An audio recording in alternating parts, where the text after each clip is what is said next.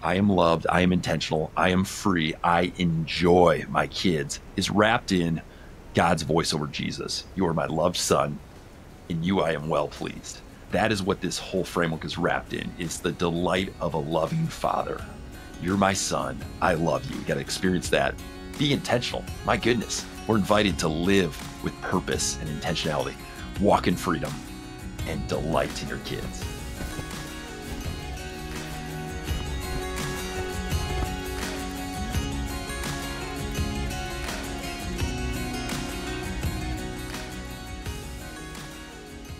Sons, welcome back to the Being Sons podcast. I am really excited to have a friend on as a guest and somebody that I have come to know and am coming to know more here recently, and certainly somebody that I find to be like-hearted in mission. I want to introduce you to the founder and the director of DadAwesome and the Fathers to the Fatherless organization.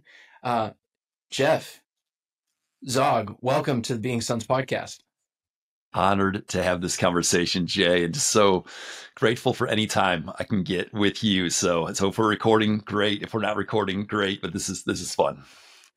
Fantastic. So friends, I want to just give you a little bit of kind of the two-dimensional picture of Jeff, and then let that flush out here. So Jeff, father of 4 beautiful girls. I've had the privilege of meeting one of them here recently at First Bloom, Kiva. What a lovely daughter who obviously bears the fruit of being fathered well.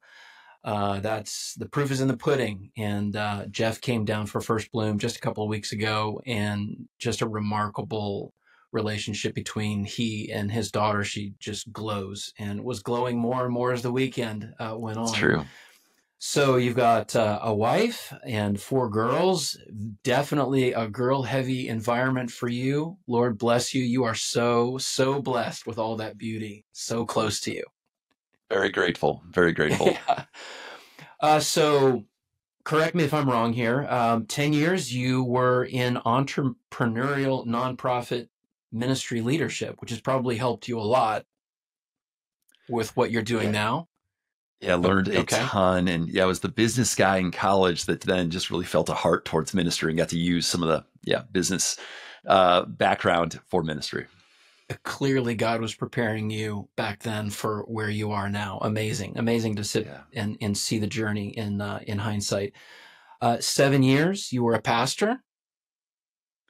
Yeah, grateful for that chapter as well. I said for the longest time, I was like, I'll never be a pastor. I love serving the local church, love the local church, but I'm not going to be a pastor. And then year after year, I felt like, oh no, maybe that statement, I should have been careful with that statement of I'll never, because I loved serving in that local church capacity as an associate pastor.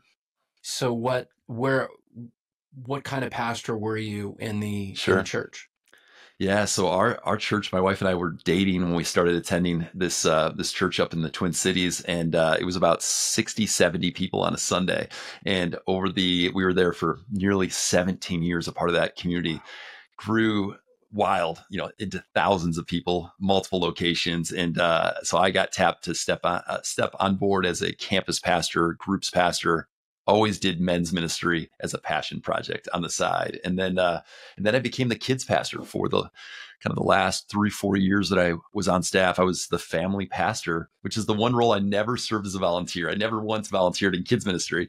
And they asked me to kind of lead the team. And yeah, my heart, that's what led to doing fatherhood ministry today, was seeing these dads, greeting them in the hallways, knowing that we love dads, but we weren't doing anything to resource and encourage and equip those dads. So another evidence that God was just preparing you for where you are now.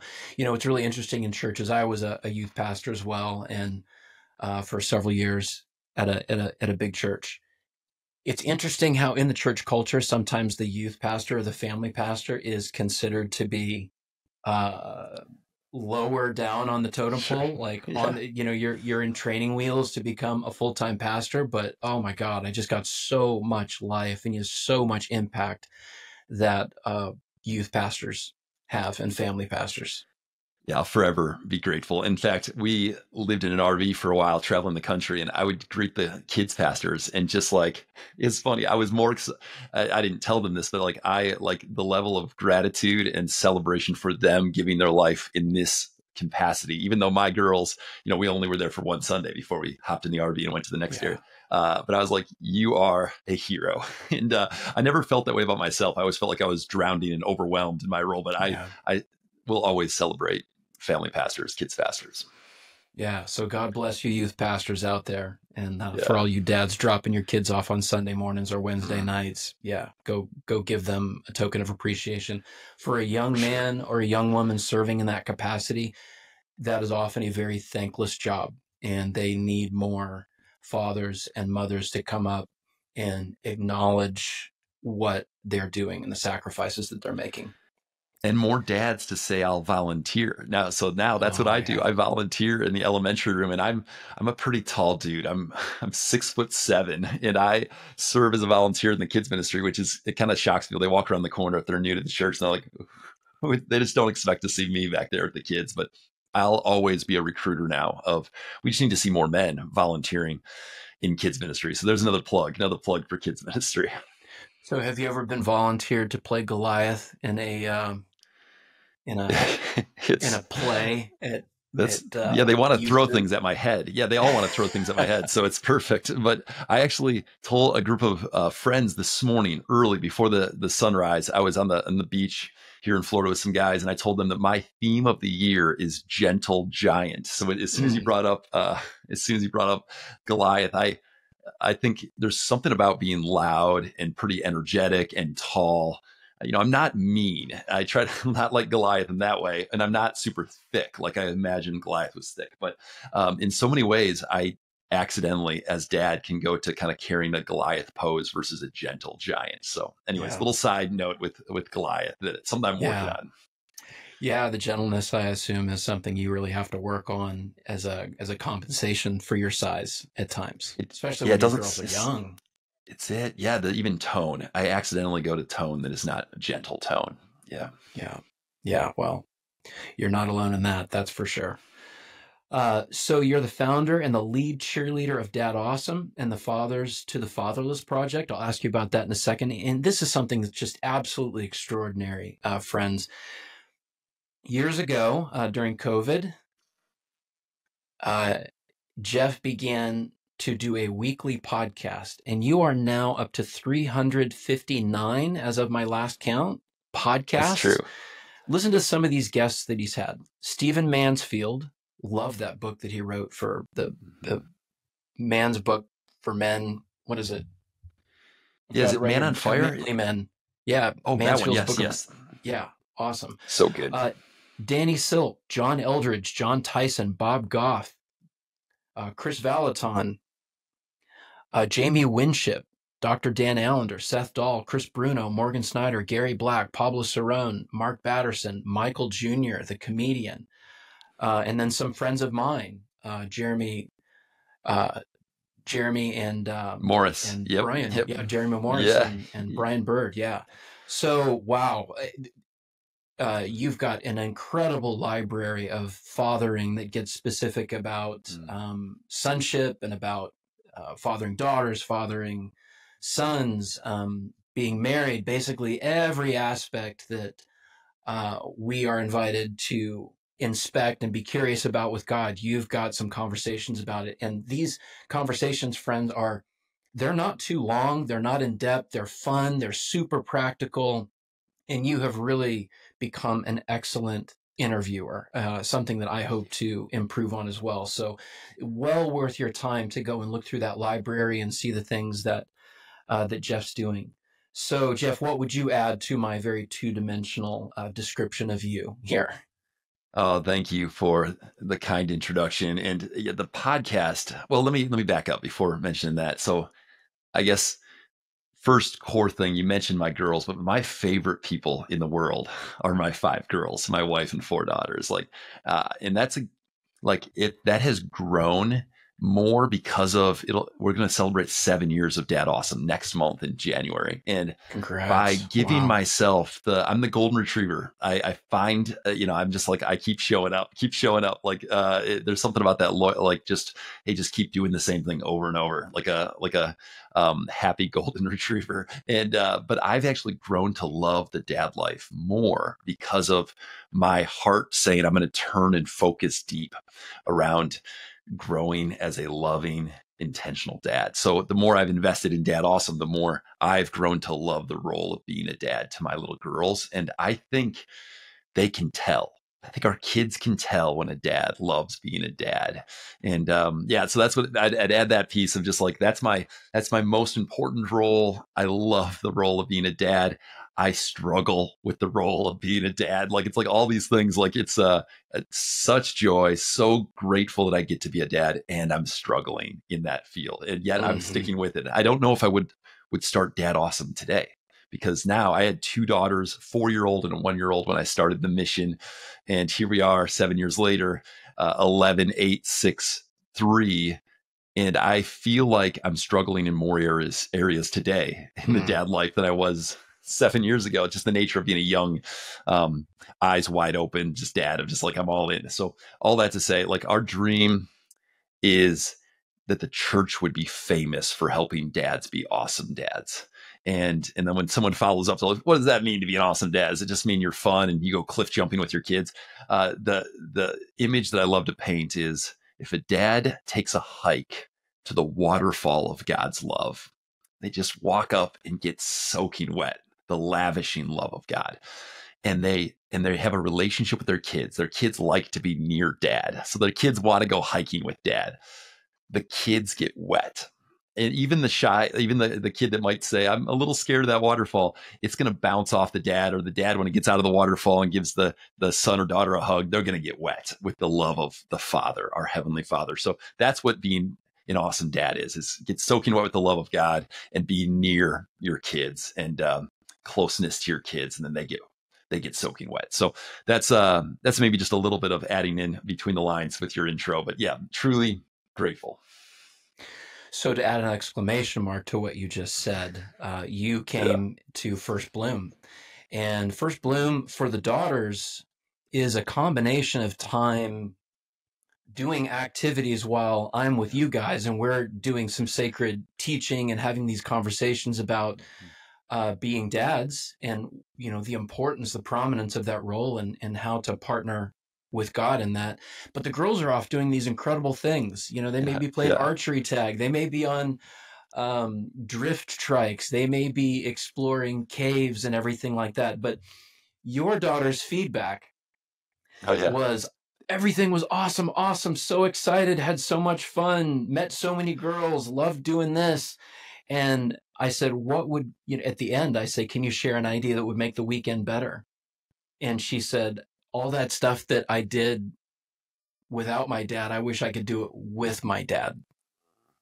Yeah. I've just seen that over the years, that by far the favorite part of an incredible adventure weekend where everything is so well orchestrated and girls are able to be exposed to friends, which they make so fast. I mean, it really is a dream for kids to show up for 24 hours. The highlight for them all is that they get their father's undivided attention. And I think most dads are shocked at how meaningful that is, and how much their daughters shine. Literally, it's like taking a polishing cloth, and from the beginning of the weekend to the end of the weekend, they just glow. And it is not because of the activities, it's because they have their dad's attention and their dad's heart. It's affection. Yes. Yeah. Yes. You stoke up. I mean, those 3 times that we had time away from our daughters, what you do is you just like stoke fire within and love within us dads for our daughters. So like what we're learning is actually just like fueling. I love that I get to be a dad. I love my daughter. I love being with my daughter. I love the gift of this role. all the challenges mixed in. I love it's just like you stoke, it's not head knowledge, it's very quickly into heart desire to spend like to go deeper, communicate with more clarity, my heart, like speak blessing, like and even my thought life shifted in those. I mean, there were just three like 60-minute times apart. Like it wasn't Yeah. that much time. Yeah. But it's wild the tangible when the girls came back because they were having fun and wanted to tell us what they were doing. But all of us dads, it was just like this like beautiful moment of the high five hug, jump on my shoulders, like let's talk about and catch up. But like we were kind of gushing, us dads, with love. And then the shiny eyes, if you just have a gauge around shiny eyes, it was you broke the meter at First Bloom because like the eyes were shining from both the daughters and the fathers. So thank you for that. Yeah, absolutely. It's amazing because there's this series of separations, and every reunion just seems to get sweeter Yeah, and it, sweeter. it's It's just a series ratchets of up. reunions Hmm. through the weekend. Dad, I'm so Yeah. glad to see you. Daughter, I'm so glad to see you. Yeah. Yeah, it's so fun. So so I got some questions for you here. So Sure. Scripture is clear that God not only handcrafts us to bear His image in some very unique way, as unique as our fingerprints, do we bear the image of God. But He also then deposits a piece of His heart in us that serves as both a compass and as our fuel for the good work that He wants to partner with us in doing. So, how would you describe that piece of God's heart, Jeff, that He's given to you? Yeah. The the phrase that's been like quick to slip out of my mouth recently is, instead of take care, I'm saying goodbye to you, Jay. It's like take care. I've been saying take risks. Take risks. Like Mm, I want to, it's the father's heart, the sliver recently, at least the area he's shining extra light is I want to take more risks. I want to, instead of play it safe, I want to go all in. And this is with my words for my wife. This is with my pursuit of my girls' hearts. This is in the sphere of ministry that I have a chance to steward and lead. This is in relationships. It's on the beach this morning working out with some buddies. And it's like, I want to just live a little more leaning out over the edge. So the repelling at First Bloom actually is a part of that. Like there's something about new frontiers and having a risk taking heart and mind. Now, it's not like I'm just chasing all these things for adrenaline, but I think God's heart is a heart of pioneering. And I've just been more maybe alert to or aware of that invitation recently.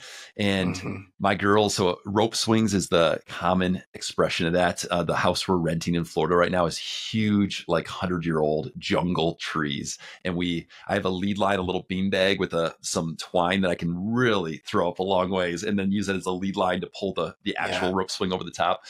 And we had pulled up a pickup truck, a friend's pickup truck, and we're like rope swinging off not just the bed, but off the like roll bar of the pickup truck. We're launching off that. And so this risk taking delight is God's heart. His heart is like, you can do it, for me as a son. And Yeah. I think I get to like steward that and hand that to my girls and my wife. And so take risks instead of take care. Take risks is one theme in the and then the one of the paraphrase translations of Romans 8 is like this: "What's next, Papa?" This like Yeah. adventurously expectant is the posture of and a child who knows he's loved. It's a son who knows he's loved can have a childlike wonder and expectant, like what's next, Papa? I'm game. Whatever it is, it's going to be good. You've got good things. I might stumble, but you're there for me. And so I think our kids, when they know they're loved and they know their dad, like, and then we use bungee cords. So they're pull-up assist bands for pull-ups that you put like under your feet or your knees to help Yeah. take some weight off Yeah. when you're doing pull-ups. We rigged those to the rope swing and made a bungee rope swing. And I mean, we were like, I would pull my little ones down to touch the ground, and it was like a full-on county fair slingshot, right? And we broke one of our bungee cords, and it didn't snap and hit anybody, but my wife was nearby when it snapped, and like she was like basically a be more careful next time. And I was like, but look at like it's just a funny. There's a tension point there at some point when it comes to taking risks. But I share all that to say like like I think we can also be really bring a creative expression to taking risks and adventure, and so that's a sphere that I'm stoked up in recently. So you're clearly talking about adventure on multiple levels as a dad. You're talking about physical adventure, which is, the bungee cords, but there's emotionally taking risks with your kids, spiritually taking risks as well. All of that's part of the invitation into fathering, correct? It is, yeah, and just to give a tangible example in one of the other spheres, washing my daughter's feet is something headed into kindergarten. I've taken a moment to get a basin of warm water with some soap in it and wash their feet and pray over them. And just like this, like dad's never done this before. And just an example of like, well, that's a bit of taking a risk in a different category of posture of kneeling, posture of prayer, my wife with me in that moment. But like, I never had that as a kid, my dad washing my feet, but yet I know Jesus did and has invited us to wash. So that's just a category of like, and then one more is, we do headed into our Sabbath day. I've been bringing a candle into my girls' bedroom, and they each get to light the candle. So it's fun, a candle in the dark, but it gets their focus, and each of them get to light it, and then I pray and speak blessings over them while and then they blow it out, and then I go and it's relit for the next daughter, and we got to be careful with the wax by the fourth daughter because they're a little bit at bedtime, but yeah, that's just another example of like it's such a beautiful like heart moment. No preparation needed. It's just like the words come in the moment of praying blessings over the girls. And it doesn't happen every week. The hope is that it happens heading into Sabbath every week. But those are just examples of like, for maybe some dads listening, those would be a risky kind of like, it's vulnerable. Depending on age, it's a little trickier with an 11-year-old than a 6-year-old with some of that. But yeah, those are examples of times that like I'm risking. There's so many examples of times that I'm like, forgetful to be intentional or to pursue their heart. So I happen to share a few examples of adventure, like good intentional ones, but trust me, there's a bunch of examples of falling on my face. Yeah. Well, I'm challenged just listening. Those are great ideas. And I'm feeling in myself the fear or the anxiety. Should I try that? Wow, that sounds great. Like, how's that going to go if I were to do that to my 20-year-old daughter, 22-year-old son? Yeah. It can't be bad. Even if you laugh about it later and like, okay, it was a little awkward. I'm your dad. You're an adult son. But man, would you let me, like, almost even asking, hey, is this something you'd be okay with? Like, I would love to pray over you, but also like, this is something like, I think that could be really, it could be a new frontier of conversation that, most kids don't have a dad even approaching that side. Absolutely. Well, even as you're talking about it, I'm thinking, well, Jesus washed the feet of his disciples, but he said, if you've seen me, you've seen the Father. I only do what I see the Father doing. So it's it's not even a safe assumption. I mean, our Father would do that for us 100%, no doubt. In fact, he did it through Jesus. Our Father in heaven washed our feet through his Son. Yeah. Beautiful. So often our passions and assignments, they come out of our own personal stories of, glories, but also the portions of our story where we've experienced wholeness and healing. Has that been true for you in your mission? Like what got you here? Yeah. A lot of my friends who have just stepped in with their full hearts to sonship or intentional fatherhood or other spheres of ministry, like often there is some pain that fuels passion. And that would be part of my story with my dad is pain fueled some of the passion for now into DadAwesome. And my dad, he passed away 5 years ago after a journey of a beautiful journey, but a painful journey of brain cancer, lung cancer. If I rewind a little bit, in high school, and in junior high, my dad would bring the clipboard to all of my basketball games and keep stats on how did his son do on the court, keep track of rebounds, assists, Mm. steals, shooting percentage, and he'd keep track of all my teammates as well. And then part of a way to connect with his son was to process on the drive home or in the driveway when we got home, like how I did and how I could have done better and how I stacked up alongside my teammates. And a lot of it actually fueled affirmation because I did pretty well on the court. But there was a pretty strong, consistent theme of conditional love, that I could earn more love from my dad, and I could also really feel like I wasn't worthy of his love because of a poor performance or missing the mark. And that really hit a lot of areas of life. But the stat keeping side of my dad naturally made me think God was like that. That God loved me Yeah. more when I achieved more. And years into my marriage, so years later, I had a couple people praying with me and helping me understand that my heavenly Father has set the scoreboard to infinity. That's the truth. So I can see my high school gymnasium scoreboard. I can see the scoreboard with the infinity sign in the scoreboard of I can't touch infinity. I can't increase that number, can't lower that number. It's fixed because of my heavenly Father. And that was a huge breakthrough moment. It actually that tipped into some healing with my dad. And my dad and I actually didn't talk at all half of my freshman year of college. For like 4 or 5 months, we didn't talk at all because I chose not to play Mm. collegiate level basketball. I chose not to play when I went off to college, when it was my choice if I was going to play or not. And there's a lot of pain attached to that, and some other pieces forward that led me to, like, man, there's just some walls of safety that I put up that kept certain topics and certain conversations above the surface versus deeper heart connection with my dad. And I like sharing this part of the story. My dad, he cheered on the journey of launching DadAwesome. We already had some healing before that, but episode 1 of the podcast, almost 7 years ago, launched. And the next day is when my dad actually found out that he had lung cancer and brain cancer. It was crazy timing. The next day. Mm. And then we launched episode 100 of DadAwesome. And the very next day, so this is 100 weeks later, almost 2 years, um, the next day he went home to heaven. My dad did. And we had 100 weeks where I was seeking healing, mentorship, insights as a young dad from all these voices. You mentioned some of these voices that said yes to this guy from who knows where.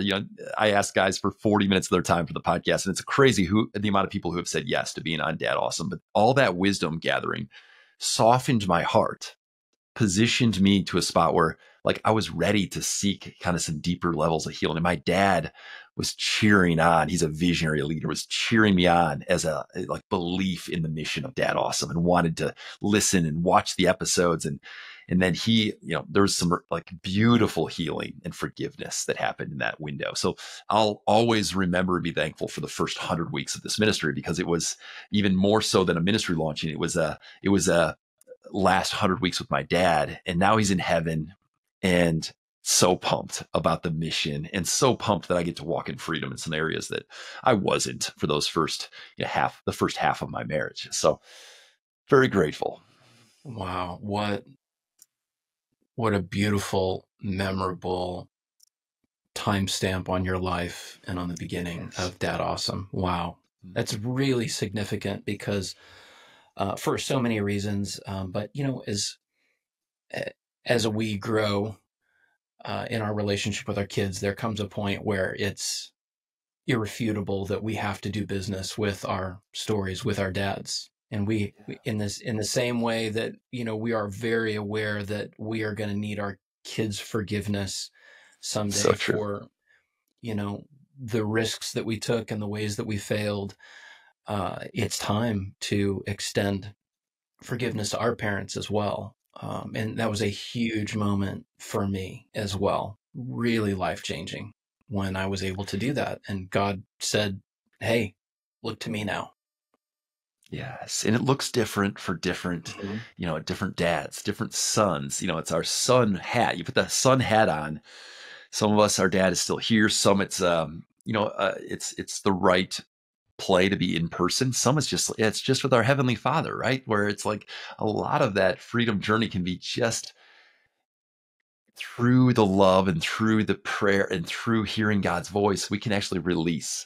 So there's different, it's never a one size fits all, but man, it's always I always just encourage, like step into, it's the Hebrews 12, 1 and 2 around this. Like there is sin that entangles and things that hinder us from being able to run, and we can throw them off. We actually can, because of the power of Jesus, the gift of Jesus, we can run and cast it off, run with perseverance, this race marked out for us. And dads who run can fight for their families, can fight for their kids, can like, versus dads who are carrying that baggage forward. And yeah, so I'm such a fan. I just like, even men who are courageous enough to go see a counselor. I'm always Yeah. like, when I hear of a dad who goes to counseling, I'm like, man, you have no idea that $160 an hour, whatever you pay for your counselor, how it pays itself back in like Tesla stock type dividends.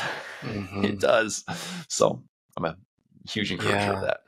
Well, while we're there, I want to ask a question that was a little bit later, but one of the things that I love in looking through your material and listening to your conversations is that you highlight the significance of growing as a father and growing as a son at the same time. They're very intermingled, and there are not many ministries that I've come across that focus on those two together. There are some great fathering ministries. There aren't really many ministries that I know of that really focus on sonship, but you've brought those two together. So can you share with us how you have come to see the relationship between those two journeys? Yeah, would be glad to. And Deuteronomy 30, verse 19 is kind of the anchor verse for us with this. And it says, I've set before you life or death, blessings or curses. Choose life so that you and your kids may live. So there's some choices we get to make as dads. And that is a clear one of like, make a choice. And there is direct benefit to you and your kids and your kids' kids and your kids' kids' kids. Like the blessings just pour forward if we choose life. So I prayed into this like 6 years ago. It's like, God, I'm learning so much from all these mentors and all these amazing friends who are coming on the podcast. Would you give me a little bit of like, is there somewhat of a framework that helps me anchor to areas of growth and areas of discipleship and areas of like transformation? So God showed me this life acronym, and it simply is, I am loved is the L. So it spells life. I am loved. I'm a loved son of God is where it starts. Be a son before you're trying to be a father. It's like, be a son first. So to answer the question, it starts with sonship. And then the I is intentionality. Like we get to actually choose where we spend our minutes, our energy, our money, our intention. Like there's so many facets of intentionality, but we are not an intentional fatherhood ministry. My goodness. Like it's great, guys who want to press into intentional fatherhood, but if you do it without these other three parts, you're going to be like left wanting. So I'm a loved son of God. I am intentional. I am free is the third part, and the freedom that I mentioned with Hebrews chapter 12, verse 1 and 2, like dads who walk in freedom can fight for their family. And there's freedom can be from vices to crippling hidden sin to things that will cause, I think of a grenade, shrapnel. What are the things that are going to cause shrapnel? And I've experienced shrapnel pain passed down to me from father type people and from my actual dad, both. And I'm going to pass a degree of shrapnel, but I want to be a dad who jumps on the grenade. Right. Mm-hmm. Like I want to jump on the grenade and take it so my girls don't have to be touched with any shrapnel pain. That analogy can get spun in wrong directions, but you get what I'm saying. So I am loved. I am intentional. I am free. I enjoy my kids is where it lands. So the actual application of pursuing the hearts of my girls is from pleasure and delight and shiny eyes. And it's really wrapped in the I am loved, I am intentional, I am free, I enjoy my kids is wrapped in God's voice over Jesus. You are my loved son, in you I am well pleased. like that is what it's like. That is what this whole framework is wrapped in, is the delight of a loving father. You're my son. I love you. We got to experience that. Be intentional. My goodness. We're invited to live with purpose and intentionality, walk in freedom, and delight in your kids. So that drives areas that I want daily to keep growing in, and I get to keep growing. It's a joy, but man, it's hard. So that's kind of the balance between a son and a father. Yeah, and when you put those four core elements together, they're so intermingled because you can't really find freedom if you don't accept that you are loved, right? Like Yes. one of them, the sonship is the strength that we have to let go of things, because if we're deeply loved, then we don't have the need to hang on to a lot of those vices that we did before, because it's not up That's to it. us. Like, God's for us, who can be against us? I don't need to find relief in other things anymore. That's it. And the interplay goes on because like we could fool ourselves and say, oh, it's just intentionality. I need to be more intentional. I need to be Yeah. more intentional.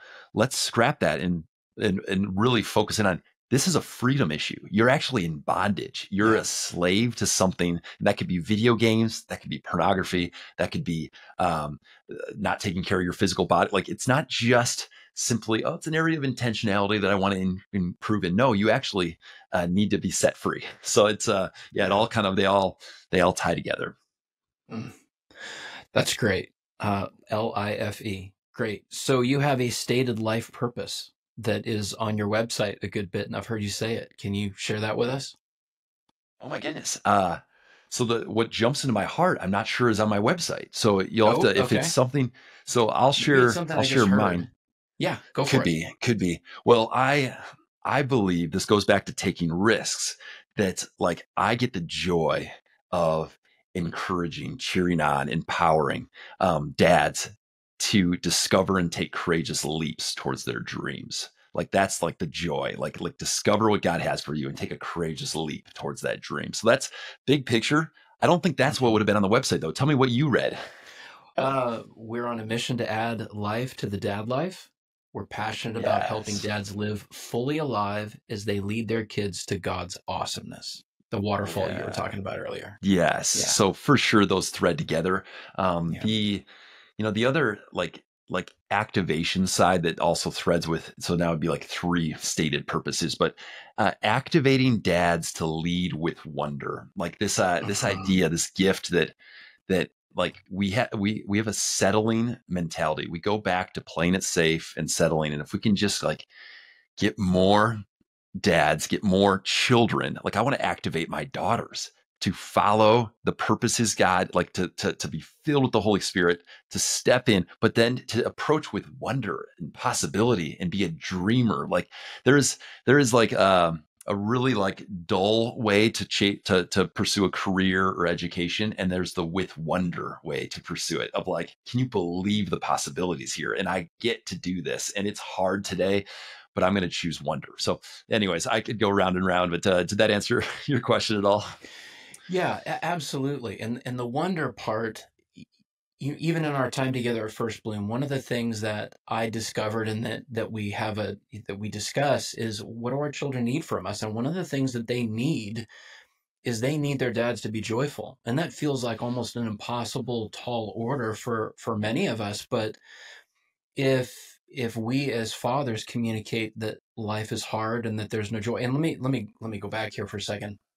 Joy is the that's the dominating reality of our story, of the story that God's writing, because it's pure joy in the garden in the first chapter, and it's pure joy in the last chapter. We just have an enemy that's tried to twist it and compromise it in the middle. So victory for us is looking back, looking forward, and then allowing that joy to become part of our present experience, because our kids need to know that life is about joy. They need to see their dads defiantly being joyful, even when the situation is difficult. Otherwise, what are we teaching our kids if we're raising them in an environment without joy? Dennis Prager didn't use the word joy, but he would say we have a moral obligation to be happy. And to hear him unpack that, it's really, really true. We have a moral obligation to our kids in the ministry of fatherhood that we have to them to be joyful to them. And to the degree that we have to do internal work and that we have to have conversations with Jesus in order to secure that joy, he's right there to help us with it. It is available. And what better gift could we give to our kids besides our joy and our Yes, wonder? oh my goodness, I love that. Like it's being so direct like that. It's like it's our job. Yeah. Fractional paradise is a conversation that my dad and I had a lot with each other. Is paradise to paradise that we get to experience Mm, fractional paradise here. So this morning, the yes. sunrise was fractional paradise. Mm, Wow. Like it's about as much as I can understand it that paradise would be, but it's just fraction. It's a fraction. It's like a little glimmer. It's like that cloudy day where the light beams kind of slip through. It's like we're yeah. seeing little bits of paradise. But as dads, we can find in any day fractional paradise, bits of paradise of like, this is a good gift from a God who loves us. And then remind our kids of this good gift. I mean, I can open my photo app on my phone right now and thumb back through just the last 30 days and point to, oh my goodness, I got to experience that. Can you believe that moment? Can you believe we're surrounded by goodness and surrounded by fractional paradise of little bits of heaven that are right here. Now it's not the full expression. So there's pain threaded in, there's heartache, there's tensions, and there's real like that's thrown at us. But we get to, as dads, choose to point to the wonders of God, remind our kids of look what he did last year, look what he did 10 years ago. And my girls actually know that I have like it's like 140 stories that I've like documented. I haven't written the whole stories out, but they know and they play with this like imaginary wheel, and they're like, "Dad, give us story 73. Give us story 73." And I'll tell them a story, and I don't give them the exact story, but I'm just like tell them one of my stories, and they'll often give me age parameters. Hey, when you were 7 years old, give me a story from Mm, when you were seven, and but just by telling stories of can you believe, and some of my stories are crazy stories and some of my stories are just like they're just something that I experienced that they think is great because I'm their dad. Like, but we get to tell stories of God's awe and wonder. There's a verse in Psalms. It's like, who's going to tell the next generation about the awe and wonder, the glorious deeds of the Lord? It's our job. So, yeah, it could go on and on with that piece, but yeah, I'm glad you brought it up. I love that phrase, fractional paradise. I've never heard that. Brilliant. Absolutely brilliant. And you talk about mountains and adventure and these things piercing through the clouds to provide for us this fractional paradise. Uh, but friends, when we dive deep into the scripture, the greatest paradise that we will experience is a loving father who knows us and takes care of us. I mean, could what brings more joy than the security of knowing that we are loved by somebody who is strong and is going to take care of us no matter what? I mean, it is the ultimate expression of fractional paradise. And I would go so far as to say that God has given each of us men who are fathers, he has given us, as part of sharing his image with us and the role of fatherhood, he has made us sources of fractional paradise to our kids. And if only we could just keep ourselves shiny, by being in partnership with God, that light would come through. There's just nothing greater than knowing that you are loved by a father unconditionally. Yeah, I love, man, I'm thinking about breath prayers. Do you have any experience with where you breathe in one part of the prayer and you breathe out this is kind of new territory for me. We're doing an Advent series as a family by Justin Whitmell Early. He wrote the book Habits of the Household is his book, but he released this Advent series, these tiny little breath prayers. It's crazy. If you just take like 3 or 4 breaths and repeat the same prayer, Mm. and it's funny. I wish I had them in front of me right now. I can't even give you an example, but they're like, they completely change perspective into, oh yeah, God is with me. Oh yeah, he is speaking to me. Oh yeah, he is powerful. Oh yeah, I get to choose his peace. It's wild. It's wild. So just as a practical way in the busyness of life, some slow breath prayers. You can, I'm sure listeners can look them up. Sons, so glad you joined us for part 1 of this 2-part podcast with Jeff Zaugg, a father in training like us, a recent alumni of our first Bloom adventure with his oldest daughter, Kiva, and the founder of DadAwesome. He has so much more wisdom and inspiration to pass on to us in part 2 of this conversation, so keep an eye out for when that episode drops. Thank you for joining Jeff Zaugg and me as we walk and talk a mile along the tried and true road to being sons.